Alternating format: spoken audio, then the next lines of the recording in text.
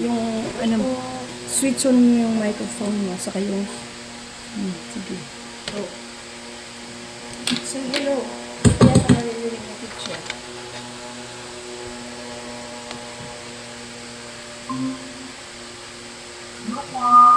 Hello po. Afternoon po. Sorry po, I'm a little late. I thought fresh po, which is Saturday, but we can extend po. Sige po. You may turn on your camera na po so I can see it. On your camera.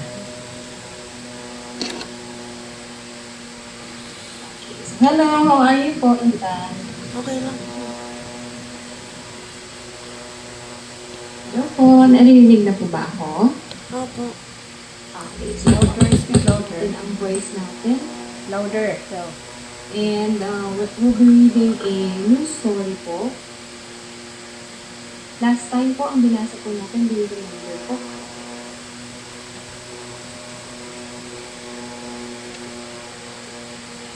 Ethan, do you remember po the contributor?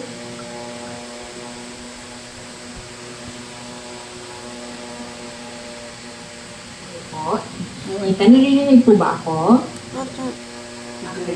Do you remember po the story that we have read last time? Opo. Okay. Can you tell me about it po? What happened in that story?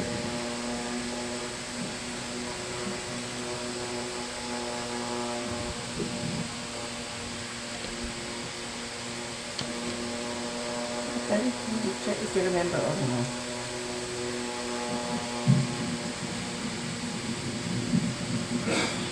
In the story po, there was a young man, right?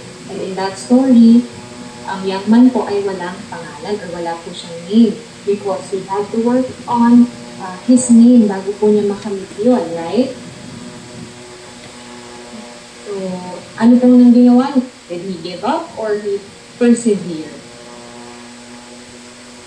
Persevere. He persevered. Okay.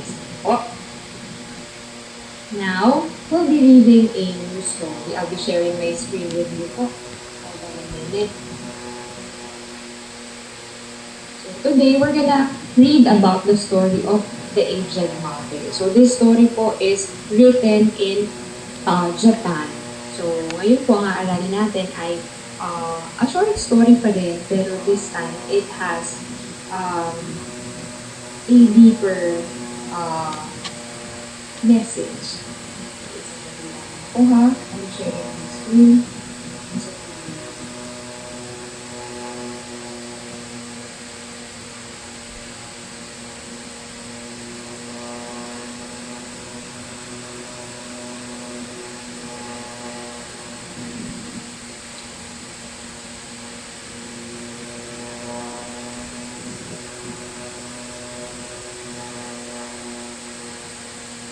Here, can you see my screen na po, Ethan?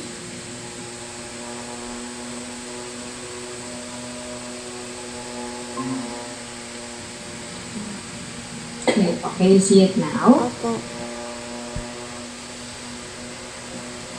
Okay, sige po. Let's start. This is the story of the aged mother.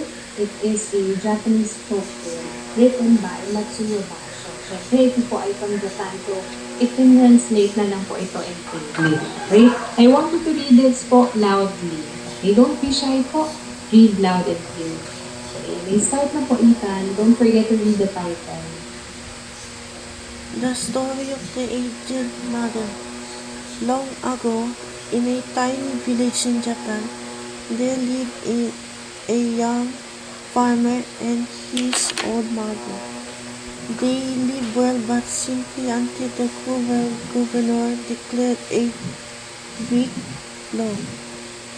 He said, "I have no desire for old people in my village. They are weak and cannot do work." The law was to put the people aging 75 years and above to be abandoned in the mountains. The cruel governor also added, "All who will disobey the law must be out to together with their old relatives.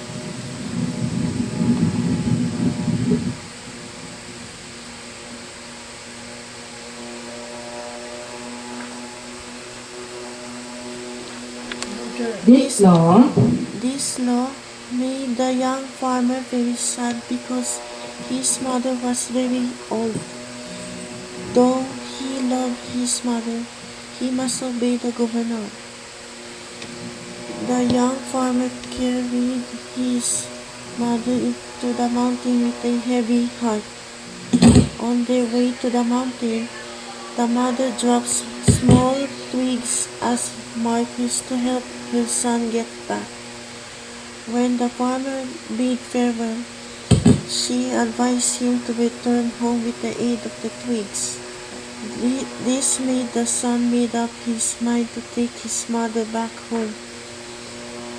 Filled with dread, he hid his mother in his home. Their kitchen, where he keeps their food, became his mother's new place to live.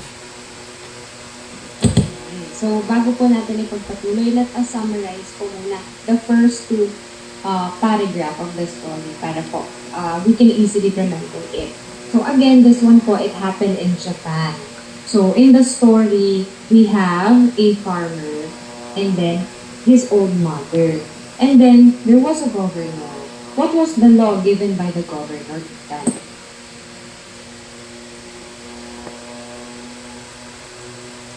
That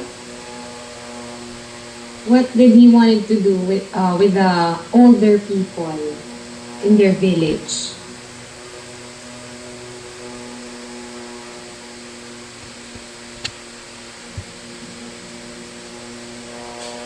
Ano pong gusto niyang gawin sa mga older people sa village?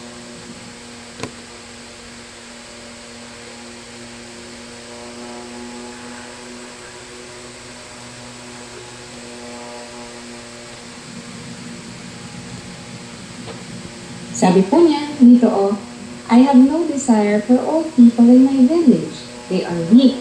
They cannot do work. So, kailangan daw kapag 75 years old and above, saan na daw po dadalhin ang tao? He will be abandoned in the mountains po. Okay, so yun po yung rule ng cruel governor that every person po who is 75 years old and above, every old people will be abandoned in the mountains kasi for him, wala na daw po silang contribution. They cannot do work anymore. So, every person daw na mag-disobey or hindi susundin yung utos na to must be put to death together with their old relatives. So, imagine that cruel law na kapag hindi daw natin sinunod itong batas na ito, itong law na ito, ay pati tayo ay iiwan or papatayin sa mountain. So, anong naramdaman ng young farmer? Kasi nga po, di ba, mayroon po siyang old mother. Anong naramdaman ng young farmer? Kaya po ba siya about the law? Malungkot po ba siya? Ano po?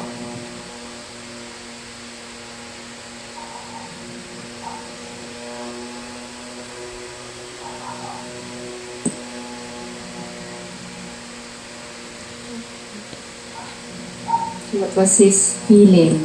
It made him very sad because his mother was very old. And of course, you love your mother, but still, you must obey the governor or the ruler of the land. Now, the young farmer, dinala na niya yung kanyang mom doon sa mountain with a heavy heart. Of course, it's not an easy thing to do. Mahirapan po siyang gawin yun kasi mahal niya yung kanyang mom. On their way to the mountain, yung mommy niya, yung kanyang old mom, nagbabagsak or naglalaglag ng small twigs or small pieces of wood so that when his son get back, he will not be lost. And then, when the farmer, yung young boy, yung young farmer, nagbababay na siya, nagpapaalam na siya sa kanyang mom, sabi ng mommy niya, naglagay ako ng mga small twigs para hindi ka maligaw. And that made the son made up his mind na hindi niya iiwan yung kanyang nanay doon at dadalhin niya pabalik sa kanilang bahay. And filled with dread, filled with dread, tinago niya yung kanyang mother sa kanilang bahay. Saan po? Saang part po ng bahay niya tinago yung kanyang mom? In there,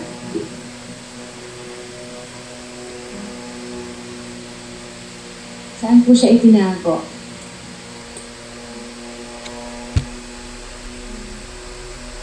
Sa kanilang kitchen po. Oh. You speak loudly po ha, para marinig po kita ng maayos. So, tinago po siya sa kitchen, yun na po yung naging bagong bahay niya. Kasi bawal po siyang makita doon sa kanilang bahay dahil siya po ay matanda na. Dapat po ay itapon na siya doon sa mountain because siya po ay kailangan sumunod sa utos ng Panginoon. Okay, let's continue with this one po. Read loudly po. Don't be shy, Ethan. Time passed and the farmer was beginning to feel safe when the governor had announced a demand to all of his people that he wanted a roof of ash. Nobody in the village could make one. It was impossible. The farmer became anxious with the governor's demand, so he asked his mother if she knew how to make one. His own mother, filled with the wisdom she gained from her years of living, had smiled to show her son that the governor's demand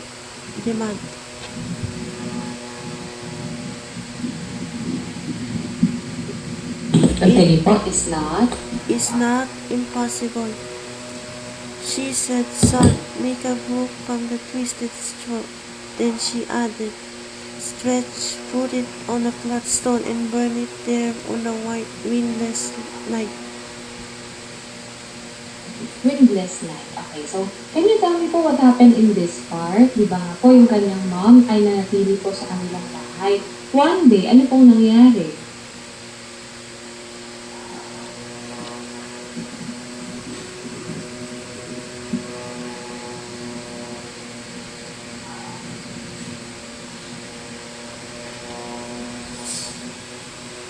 Ethan, do you understand Filipino po? Opo. Or only a little bit? Do you speak Tagalog po? Opo. Louder! Ano pong nangyari dito sa bahagi ng kwento na ito? Diba po yung mommy niya ay nasa kitchen nila. Instead of the son leaving his mother sa mountain, tinago po niya yung kanyang mom doon sa kanilang bahay. And then, lumipas po yung panahon, time passed, the farmer was beginning to feel safe. Parang sa tingin niya, ligtas na sila. Kasi di ba po, nung una, sabi daw po, kapag ka nahuli ang isang tao na hindi dinala sa kabundukan ng kanilang older relative, ay sila po ay ipapatay. So, yung farmer, even though yung kanyang mom na matanda na po ay kinip po niya sa kanilang bahay, he felt safe. Pero one day, ano pong in-announce ng governor?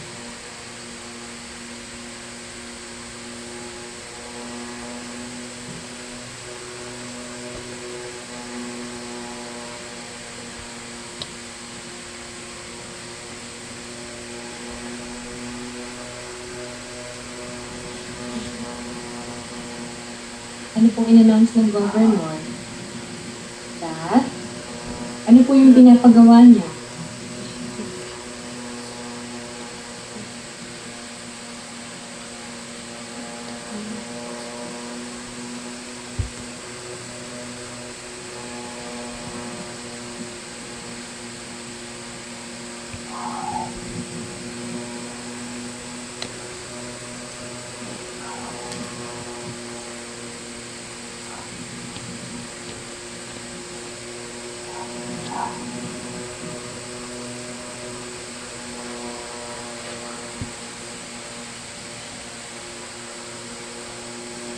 Ano po ang pinapagawa ng governor? Papagawa po siya ng Roof of ash.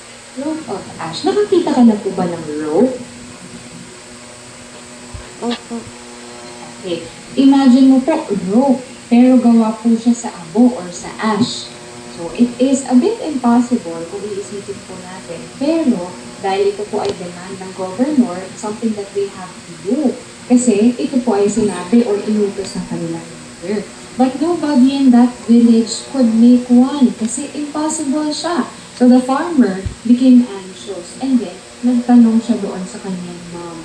Tinanong niya yung kanyang nanay, paano bang gumawa nito? And then, yung kanyang nanay na mayroon na pong wisdom after so many years of living, ay nag-smile lang po. Sabi niya, anak, hindi naman yung impossible. Ang gawin mo lang, you make a rope from a twisted straw, stretch it, and put it on flat stone, and burn it on windless night. By doing that, you'll be able to have a rope of ash. Okay, so ano na ang sumunod na nangyari?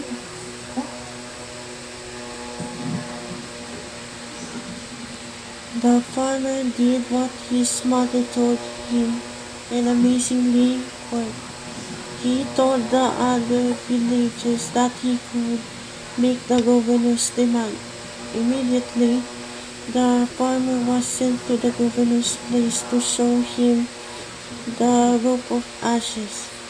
The governor became happy to see how smart people are from accomplishing a difficult task. To his joy, he asked the farmer where he got his wisdom. This made the farmer tremble in fear and immediately bowed down to the governor, begging for forgiveness. The farmer had told him about his mother and how he was able to create the rope of ashes. Okay, so in the story po, yung cruel governor, yung ruler of the land po, he's asking for rope of ash. Now, yung young farmer po in the story, he asked for advice or he asked for guidance. Nagpatulong siya kay mommy niya, sa kanyang ina, sa kanyang nanay. Nag-work po ba ito? Gumana po ba? Yes or no? Did it work? Yes. Yes, nag-work po ito. And then he told the other villagers na kaya niyang gawin yung demand or yung inuutos ng governor. And then, nung nalaman niya ng governor, pinatawag siya para ipakita yung rope of ash. Ano po yung reaction of the governor po? Nung nalaman po niya na kaya po palang gawin yun.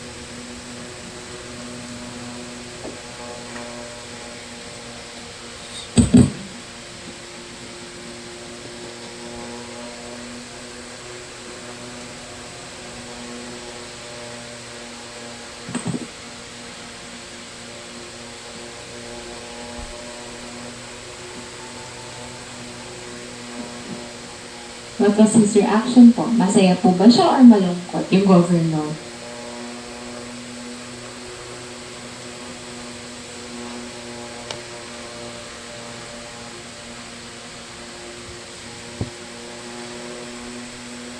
The governor became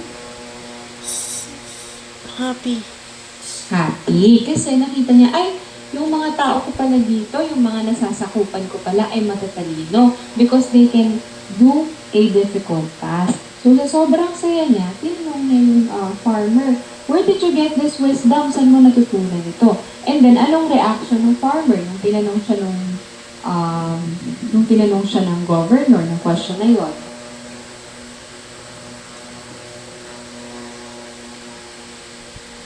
What was the reaction of the farmer?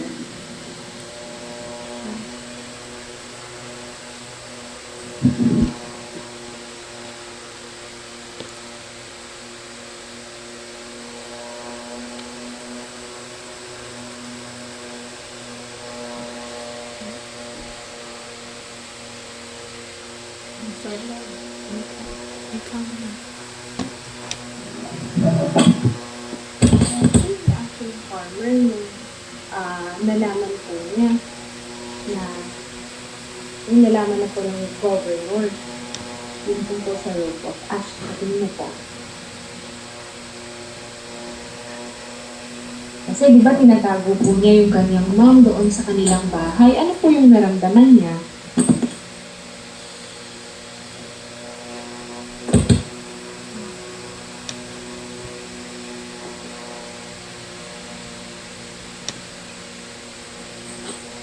Natakot po ba siya? Ano po kaya?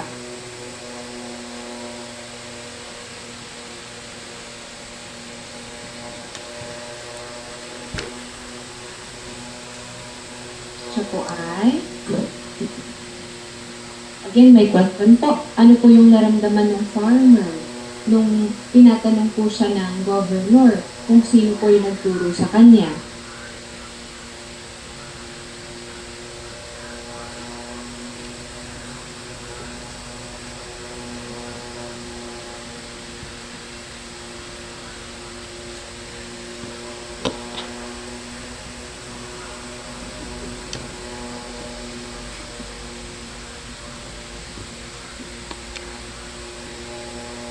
Ang reaction niya po ay the farmer trembled in fear. Natakot siya, nanginig siya sa sobrang takot at siya po ay nag-bow down.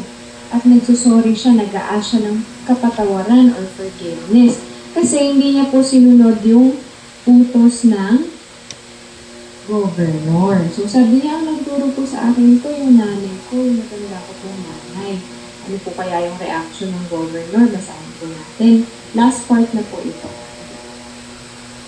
The governor became silent and thought deeply for a while. And at that moment he abolished his law on abandoning the old people. He would not kill the elders anymore because they had a great wisdom.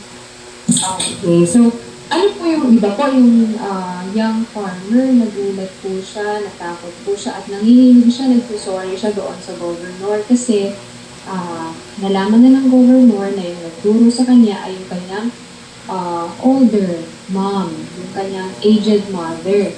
Now, ano yung reaction ng governor nung nalaman niya ito? Ano po yung naging desisyon niya? From now on, iibahin na ba niya yung batas niya na itatapon yung mga magulang or dati pa rin po?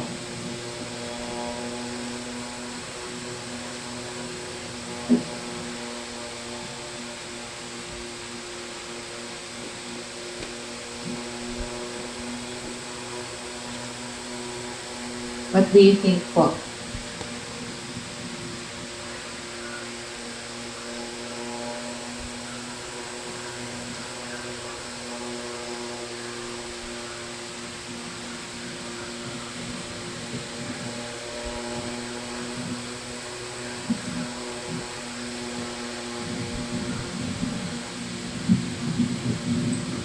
Okay. Tinanggal na po niya, inabolish or tinanggal na po niya yung law na ipapatapon po or iiwanan po yung old people.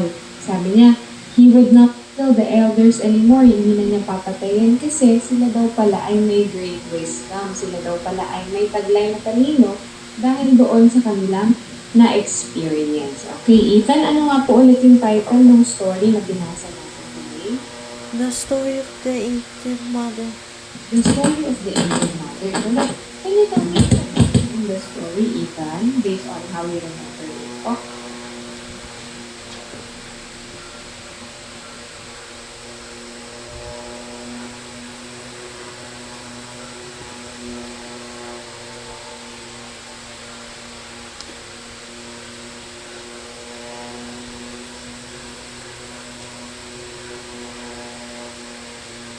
ano po yung nangyari sa kwento?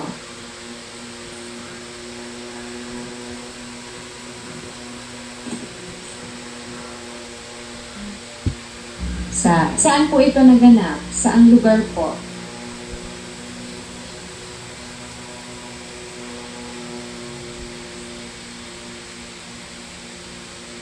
Sa Japan. So, mayroon po tayong characters. Yung young farmer.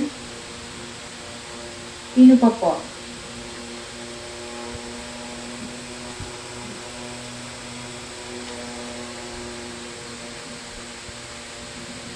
young farmer. Sino pa po? Yung kanyang aged mother or yung kanyang matandang mommy? Sino pa po? Ano po yung pangalan ng character na nagbigay ng batas na ipatapon yung mga matatanda sa bundok? Cruel. Ano po yan? Sino po siya? Go.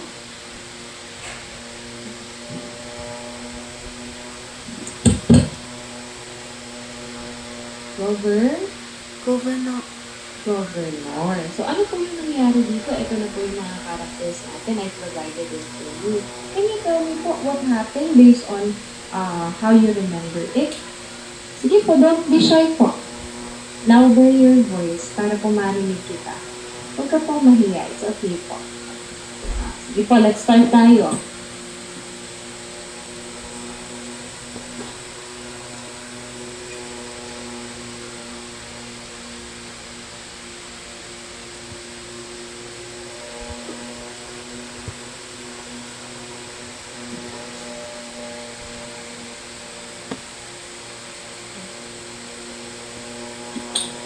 Okay, this story is about young farmer and his aged mother, and they are happily living in Japan. But then, one day, ang cruel governor po ay nagbigay ng batas or nagbigay ng law. Ano po yung law na iyon?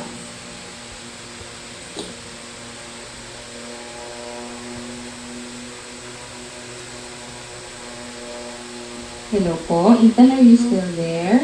Opo. Okay, sige po. Are you still thinking about the answer? Do you remember it po or no po? No po. Okay. So, yung young farmer at yung aged mother, masaya po silang naninirahan sa Japan. Pero yung cruel governor o yung masamang governor na leader po, nagkaroon po siya ng law. Sabi niya, ay nako, yung mga matatanda, ayoko na dyan kasi hindi naman sila nagko-contribute sa ating community. Ang gagawin ko na lang sa kanila, ipapatapon ko sila sa bundok. Kasi wala na silang naitutulong sa atin, nakakapagpahirap lang yan. Sige, ipatapon na natin. Kung sino man ang hindi susunod sa batas na ito, ay ipapapatay ko. So that is the cruel law of the governor. Now, ano kung ginawa ng young farmer?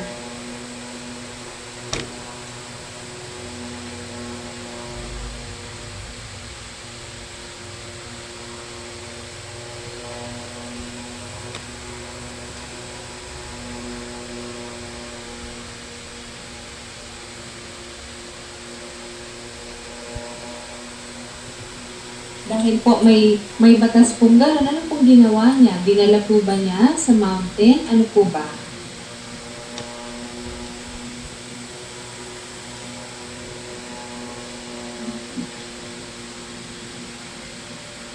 What did he do po?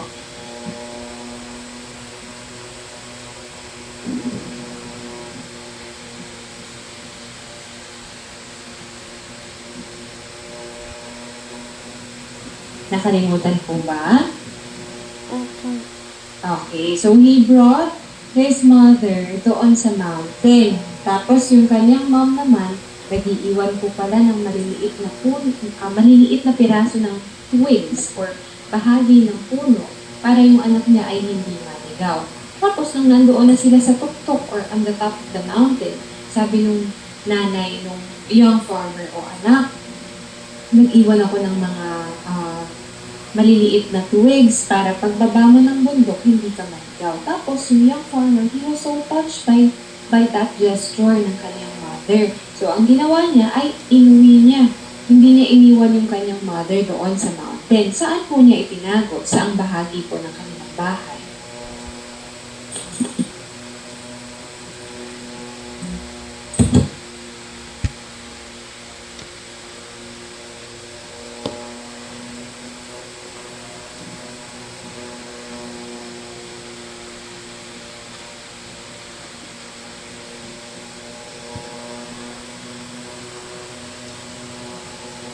Which part po ng bahay siya tinago?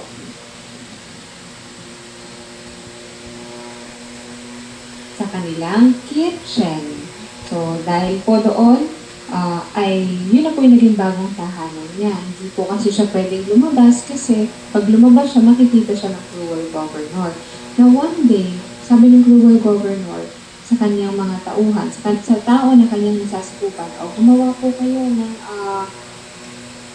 a rope of ash, which is impossible. Hindi po siya talaga kayang gawin ng isang tao na simple lang. So, ngayon, yung young farmer, tinanong niya yung kanyang aged mother at natulungan naman siya.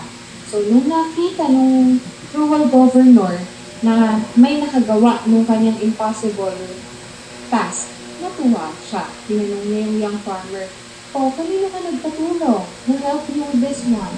And then natakot naman yung young farmer kasi ang tumulong sa kanya ay yung kanyang aged mother.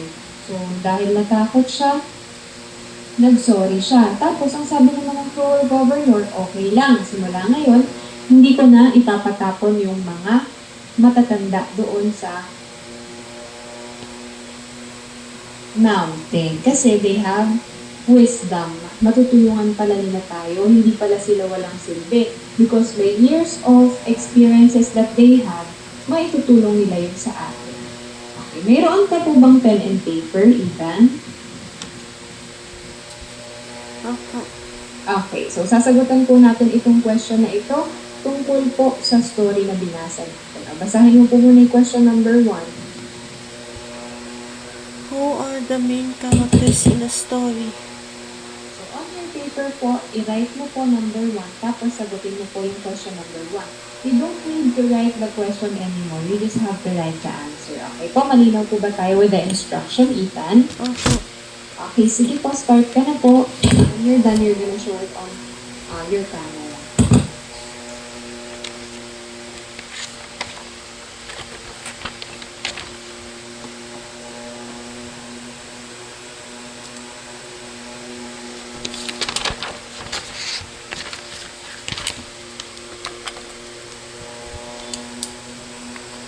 Who are the main characters in the story?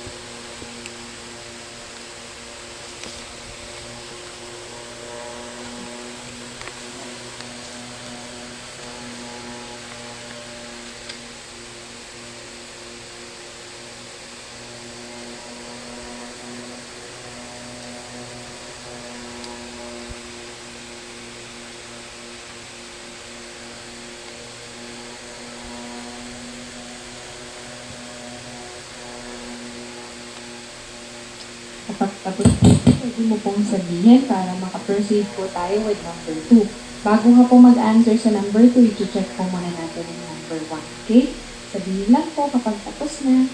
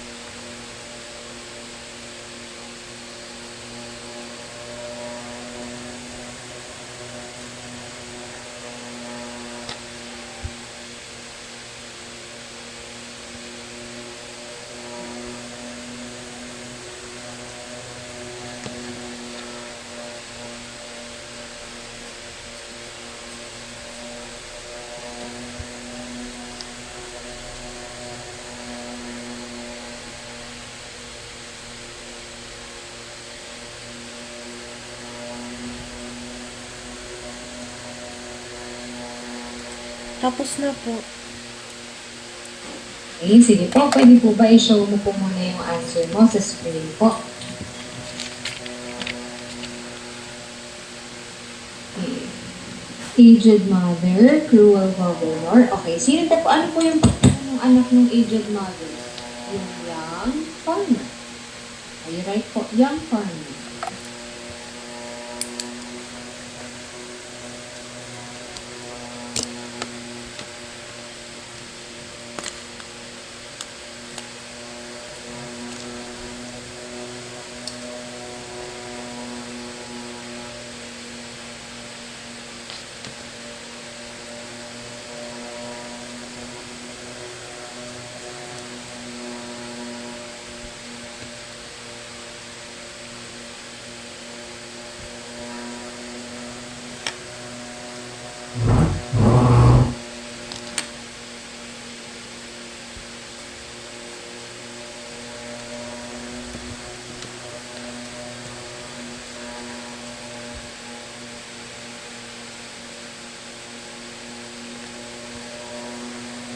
Tapos na po. Okay, can I see the answer?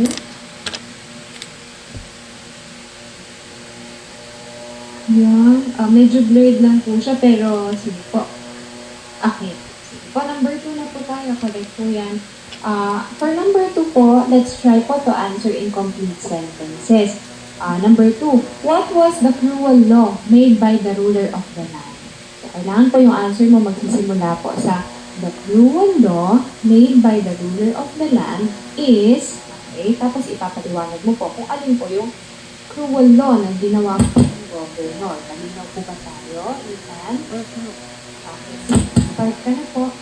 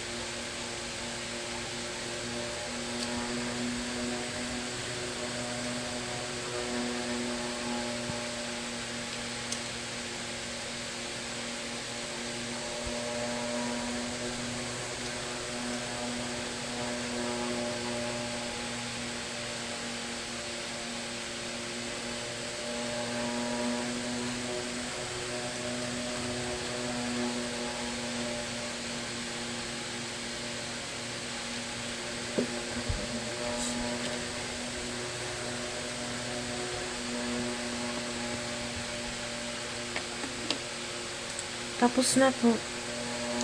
Sige po, pwede po ipakita mo na po ulit yung iyong answer to number 2. The cruel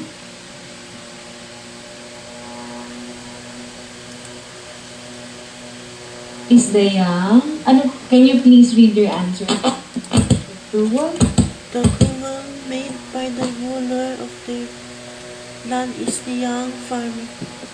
Okay, so ibig sabihin, ano daw po yung batas na ipinatupad po nung governor? Di ba po ang pinatupad po niyang batas ay everyone who is aged 75 years and above will be thrown to the mountains. Ipapatapo na daw po yung mga matatanda doon sa mountain.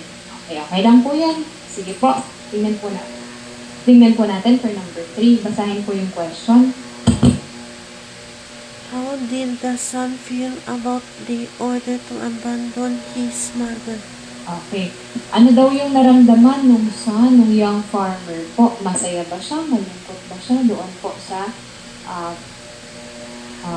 ibinigay po na rule or ibinigay po na utos ng cruel governor? Sige po, yung may answer na po.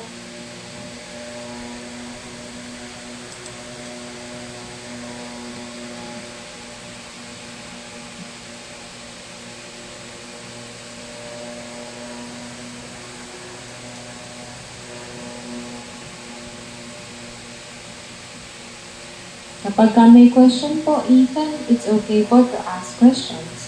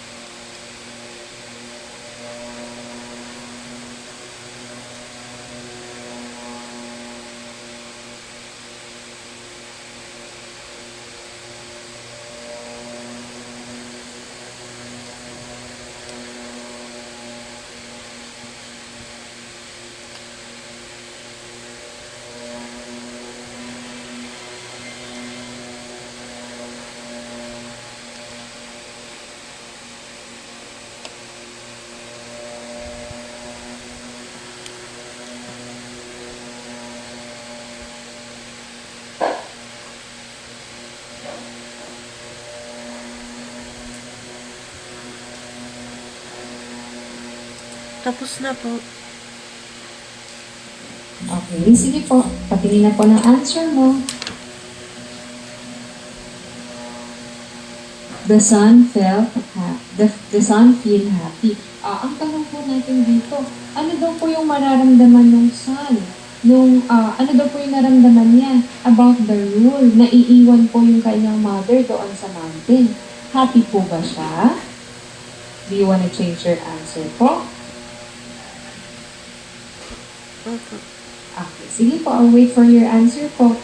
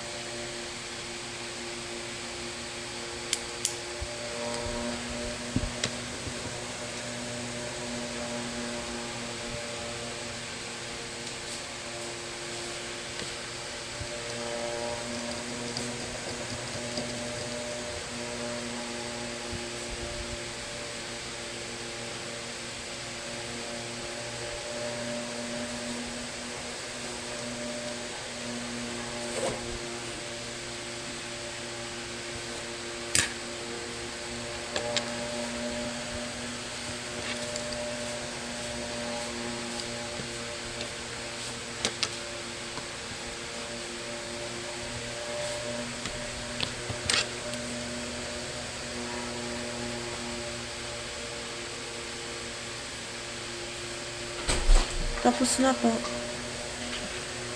Okay po, sige po. You show your answer.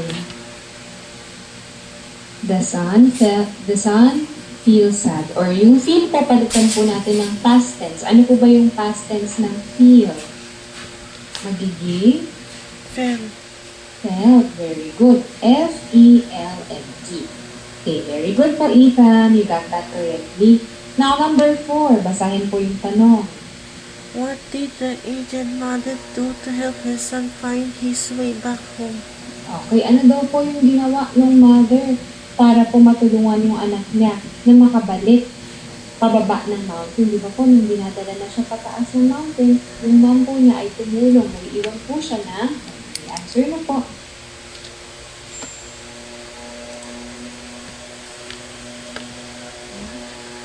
What did the aged mother do to help her son?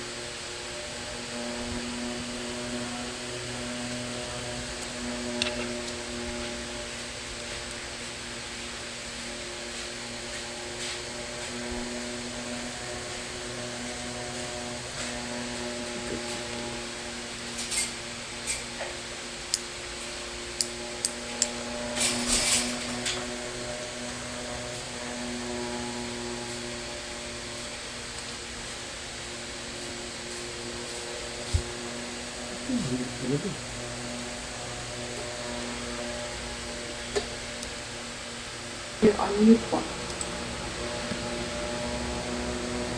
Basahin mo na po yung answer. The aged mother helped her son find his way back home by guiding the way. By guiding the way home, nag-iwan po siya ng small twigs doon sa daan para makabalik yung kanyang son.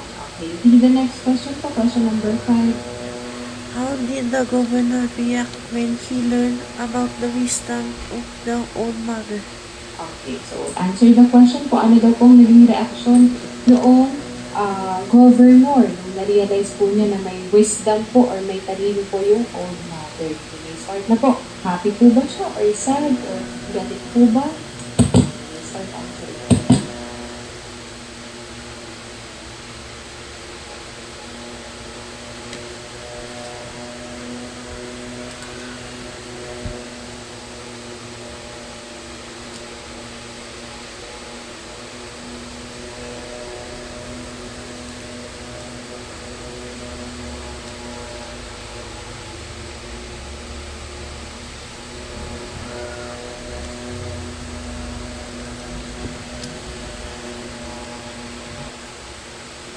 Okay, sige po, pwede pong ipakita na po sa screen natin yung answer mo.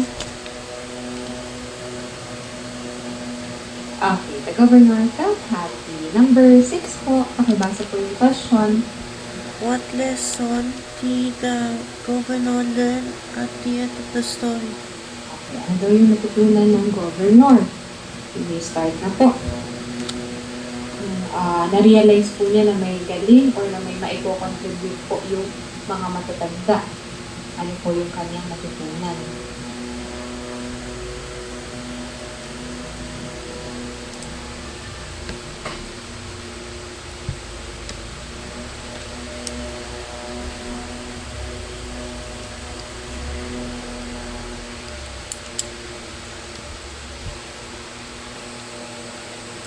Tapos na po.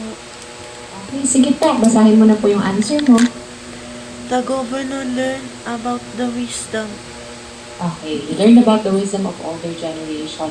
Last question na po. Why do you think the son chose to disobey the order? Bakit ba niya hindi sinunod yung batas na yon? Kasi ba mahal niya yung kanyang mother? Kasi ba pasaway lang siya? Ano po kaya yung reason? Sige po, please start.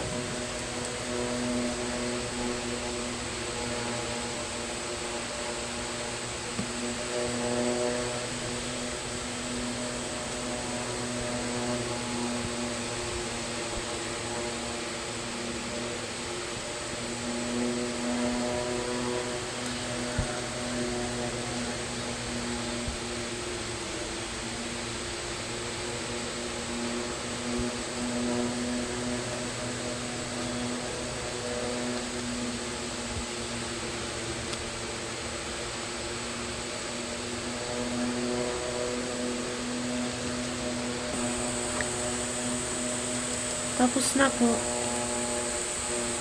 Okay, sige po. Pakibasa na po yung answer mo. Because the son loves his mother. Okay, because the son loves his mother. Let's take a picture na po for our attendance. Look at the camera po and smile. Smile po. 1, 2, 3. Okay. Thank you, Ethan. It's nice to see you again po. I'll see you next time po for our next session. Okay? I'll see you po on Saturday at 10 a.m. Okay? Is there any question? Wala na po. Okay, thank you. I'll see you next time, Ethan. Bye-bye po. Bye-bye.